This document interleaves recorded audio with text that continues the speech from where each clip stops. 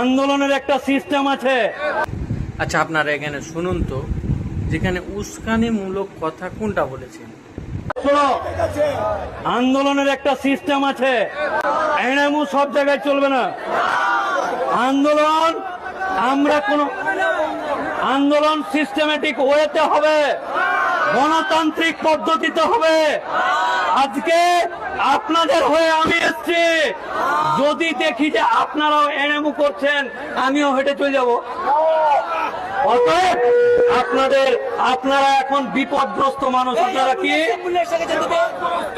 আপনারা এখন কিসে আছেন? বিপদে আছেন। আপনারা কিসে আছেন?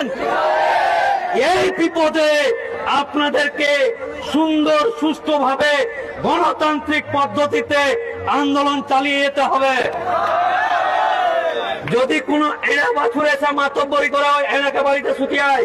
এতগুলো কথা যে আমরা শুনলাম, তার মধ্যে একটাও তো আমার মনে হচ্ছে না যে কোনো উস্কানিমূলক কথা, দাঙ্গা লাগা কথা, কোনো কিছুই তো বলেনি তিনি।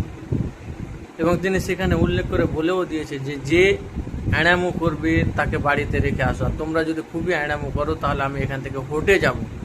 এই সমস্ত কথা তিনি বলেছেন। তিনি গণতান্ত্রিকভাবে যেভাবে আন্দোলন করতে হয় শান্তশিষ্টভাবে, সেভাবেই তিনি কথাগুলো বলেছেন। এখানে উস্কানিমূলক কথা কি আছে রে ভাই? তার জন্য তাকে অ্যারেস্ট করা হলো।